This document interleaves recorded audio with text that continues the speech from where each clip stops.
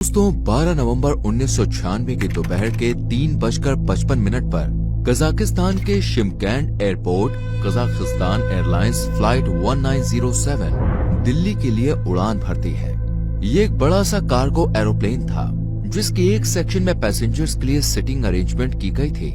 इस फ्लाइट में 10 crew members के साथ 27 रशियन बिजनेसमैन सवार थे जो दिल्ली शॉपिंग करने आ रहे थे। फ्लाइट के पायलट थे 44 वर्षीय अलेक्जेंडर शेरोपेनोव जिन्हें 9200 घंटे का फ्लाइंग एक्सपीरियंस था। उनके साथ first officer, flight engineer, navigator और रेडियो ऑपरेटर भी थे क्योंकि उस वक्त कजाकिस्तान के पायलट्स को इंग्लिश नहीं आती थी और ये पॉइंट आगे इन्वेस्टिगेशन में काफी इम्पोर्टेंट रोल प्ले करने वाला है। दूसरी तरफ दिल्ली के इंदिरा गांधी इंटरनेशनल एयरपोर्ट पर सऊदी अरेबियन एयरलाइंस की फ्लाइट 763 टेक ऑफ की तैयारी कर रही थी जिसमें 289 पैसेंजर्स के साथ 23 क्रू मेंबर्स ऑन बोर्ड थे। इन यात्रियों में से ज्यादातर ब्लू कॉलर्स वर्कर्स थे जो अपने सपनों के साथ तेहरान और जिद्दा जैसे बड़े शहरों में जा रहे थे ताकि वो वहाँ पर नौकरी करके अपने परिवार वालों को पैसे भेज सके। लेकिन वो इस बात से अनजान थे कि आज उनके परिवार वाले उन्हें हमेशा हमेशा के लिए खोने वाले हैं। शाम के करीब 6:32 पर ये फ्लाइट दिल्ली एयरपोर्ट से टेक ऑफ करती है। इस फ्लाइट को गाइड करने की duty highly experienced air traffic controller VK Datta को मिलती है जो दिल्ली एटीसी में बैठकर रनवे, रेडार और बाकी पैरामीटर्स को ऑब्जर्व करते हुए फ्लाइट 763 को टेक ऑफ करने की परमिशन देते हैं। कुछ देर बाद फ्लाइट के पायलट वीके दत्ता से कॉन्टैक्ट करके कहते हैं कि हम 10,000 फीट की ऊंचाई पर पहुंच चुके हैं और क्या आप हमें 14,000 फीट की हाइट तक जाने की क्लियरेंस देंगे। वीके दत्ता उन्हें परमिशन ग्रांट कर देते हैं। साथ ही ये चेतावनी देते हैं कि आप अपने एल्टीट्यूड को और मत बढ़ाइएगा क्योंकि आपके ऊपर से एक और फ्लाइट आ रही है जो थी कजाकिस्तान एयरलाइंस फ्लाइट 1907 जिसके रेडियो कंट्रोलर ने दिल्ली एटीसी की एरिया में एंट्री लेते ही वीके दत्ता से कॉन्टैक्ट स्टैब्लिश कर लिया था।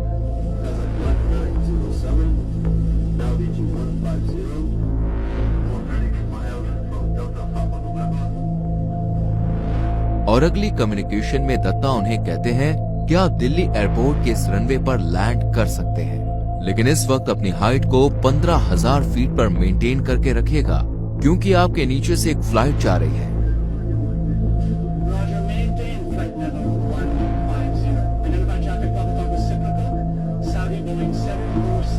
और दोस्तों 2 फ्लाइट्स जब एक दूसरे के पास से गुजरती हैं तो उनके बीच में मिनिमम 1000 फीट का वर्टिकल डिस्टेंस कंपलसरी होता है। अब दत्ता अपने कंप्यूटर के पास बैठकर इन दोनों फ्लाइट्स को मॉनिटर कर रहे थे और उनके रडार सॉफ्टवेयर में ये दोनों फ्लाइट्स 2 ग्रीन डॉट्स के रूप में दिख रही थी जो धीरे धीरे एक दूसरे की तरफ बढ़ रहे थे। लेकिन एक मौका ऐसा आता है कि अब ये दोनों डॉट्स एक दूसरे को ओवरलैप कर लेते हैं और फिर अचानक से गायब हो जाते हैं। तभी दत्ता को अंदाजा लगता है कि कुछ तो गड़बड़ है क्योंकि इन दोनों डॉट्स को एक दूसरे को पार करके आगे निकल जाना था लेकिन ये अचानक से गायब हो गए और दिल्ली एटीसी का इन दोनों फ्लाइट से कनेक्शन टूट गया। लेकिन हुआ क्या, तो इसे समझने के लिए हमें दिल्ली से करीब 100 किलोमीटर दूर बसे छोटे से शहर चरखी दादरी चलना होगा। शाम के करीब 6:40 पर यहाँ के कुछ लोग नीले आसमान में 2 जहाजों के उड़ने का नजारा देख रहे थे लेकिन देखते ही देखते दोनों जहाज एक दूसरे के आमने सामने आ जाते और एक दूसरे से टकरा जाते जिससे बड़े धमाके के साथ आसमान में ऐसा आग का गोला बनता है कि मानो गगन में दूसरे सूरज का उदय हुआ हो। लेकिन यहाँ के लोग कुछ समझ पाते उसके पहले ही वो रोशनी काले धुएं के गहरे अंधकार में छिप जाती है और शहर पर लोहे के टुकड़े बरसने लगते हैं और ये देश के इतिहास का पहला और इकलौता मिड एयर कॉलिशन बनता है जिसमें दोनों फ्लाइट्स में सवार कुल 349 लोग मारे जाते हैं, वो भी इतनी बुरी तरह से कि रेस्क्यू ऑपरेशन के दौरान उन लोग की बॉडीज का कोई भी पार्ट नहीं मिलता। हर तरफ मातम छा जाता है और सभी के जहन में सिर्फ एक सवाल आता है कि आखिर ये हादसा हुआ कैसे। भारत सरकार तुरंत दिल्ली हाईकोर्ट जज रमेश चंद्र लाहोटी की लीडरशिप में लाहोटी कमीशन नाम की इन्वेस्टिगेशन टीम बनाती है और क्रैश साइट पर फ्लाइट डेटा रिकॉर्ड्स को खोजने का काम शुरू हो जाता। अब इस डेडली एयर एक्सीडेंट के पीछे कई कारण जिम्मेदार हैं, जिसे समझने के लिए हमें एयर ट्रैफिक कंट्रोल के हैंडलिंग सिस्टम को डिटेल में समझना होगा। दोस्तों, जैसे सड़कें कुछ इस तरह से डिजाइन की जाती हैं कि गाड़ियां आमने सामने आकर एक दूसरे से टकरा ना जाएं, और इसके लिए ट्रैफिक लेन्स बनाई जाती है। ठीक वैसे ही आसमान में भी एरोप्लेन मन मर्जी से नहीं उड़ सकता, बल्कि उसके लिए भी पर्टिकुलर पाथवेज बने होते हैं, जिन्हें एयरवेज कहा जाता है। और हर देश के सभी एयरपोर्ट्स इन एयरवेज को 2 डिफरेंट एयर कॉरिडोर्स में बांट कर रखते हैं, एक आने वाले एरोप्लेन्स के लिए और दूसरा जाने वाले एरोप्लेन्स के लिए। लेकिन 90 के दशक में दुनिया के कई एयरपोर्ट समेत दिल्ली भी सिंगल एयर कॉरिडोर का ही इस्तेमाल किया करता था, यानी कि एक ही रास्ते से आने वाली और जाने वाली दोनों फ्लाइट्स गुजरती थी। इसी वजह से कजाकिस्तान और सऊदी अरेबियन एयरलाइंस की फ्लाइट चरखी दादरी में एक दूसरे के सामने आई थी, यानी अगर 2 कॉरिडोर होते तो हादसा होने का सवाल ही नहीं उठता। अब दूसरा कारण था रडार टेक्नोलॉजी की कमी। आज के समय में प्राइमरी और सेकेंडरी ऐसी 2 रडार्स की मदद से फ्लाइट की डायरेक्शन और एल्टीट्यूड यानी ऊंचाई दोनों को रियल टाइम मॉनिटर किया जाता है, ताकि एटीसी सही डिसीजन ले सके।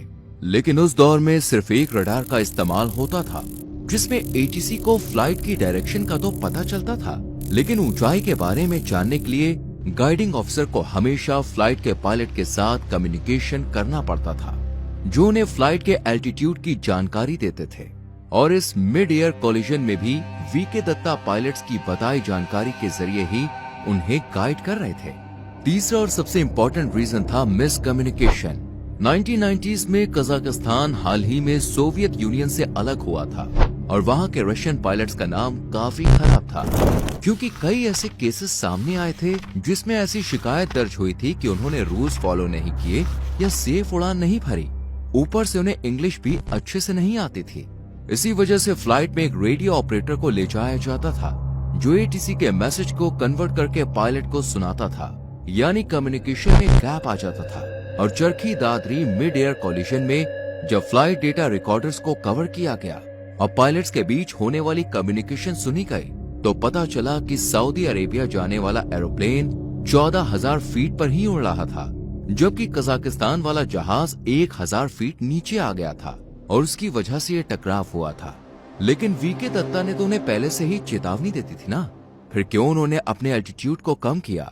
तो इसका जवाब भी कजाकिस्तान फ्लाइट के फ्लाइट डेटा रिकॉर्डर से ही पता चला, जिसके मुताबिक वो पायलट्स एटीसी की बातें ध्यान से सुन भी नहीं रहे थे, बल्कि एक दूसरे से ही शिकायत करने में बिजी थे कि दिल्ली एयरपोर्ट में कितना ट्रैफिक रहता है। यानी इन्होंने खुद वीके दत्ता की बात भी ध्यान से नहीं सुनी, और शायद रेडियो ऑपरेटर को भी इंग्लिश उतनी अच्छे से नहीं आती थी, इसलिए वो भी इस मैसेज को ठीक से ट्रांसलेट नहीं कर पाया, या फिर उन्हें लगा कि ये मैसेज दूसरी फ्लाइट के लिए है और वो अपनी ही बातों में मशगूल रहे। इसलिए उन्होंने पहले एल्टीट्यूड को 14,500 फीट तक कम कर दिया, और फिर जैसे ही 14,000 फीट किया, तब बदकिस्मती से सामने सऊदी अरेबिया का प्लेन भी उसी एग्जैक्ट लोकेशन पर था, और इस बैड टाइमिंग ने 349 लोगों की जान ले ली। हालांकि इसके बाद भारत सरकार ने कई ऐसे कदम उठाए जिससे दुनिया भर के एयर ट्रेवल की सेफ्टी बढ़ गई। सबसे पहले तो दिल्ली का सेकंड कॉरिडोर खोला गया, ताकि उड़ने और उतरने वाली फ्लाइट्स अलग अलग रास्तों से आ सके, जिसके बाद इंटरनेशनल लेवल पर सेकंड रडार कंपलसरी करने की भी बात उठाई गई। हालांकि शुरुआत में कई एयरलाइंस ने इसे मानने से इनकार किया, क्योंकि इसके लिए उन्हें भी अपनी फ्लाइट में महंगे ट्रांसपॉन्डर को लगाना जरूरी था, जो इस रडार के साथ कम्युनिकेट करके डायरेक्ट अपनी लोकेशन डिटेल्स एटीसी तक भेज सके। लेकिन फाइनली ये बात मान ली गई, और आखिर में दुनिया में पायलट्स के लिए इंग्लिश लैंग्वेज की बेसिक अंडरस्टैंडिंग को कंपलसरी करवा दिया गया, जिसके बाद से आज हर पायलट को उतनी बेसिक इंग्लिश आना जरूरी है कि वो एटीसी से डायरेक्ट कम्युनिकेट कर सके, वरना उसे जहाज उड़ाने की परमिशन नहीं दी जाती। और इन सभी बदलावों का क्रेडिट इंडियन गवर्नमेंट को जाता है। तो दोस्तों, चरखी दादरी की इस भयंकर हवाई दुर्घटना पर आपकी क्या राय है, और क्या इस हादसे को रोका जा सकता था? अगर हाँ, तो कैसे? इस बारे में अपनी राय कमेंट सेक्शन में जरूर लिखें।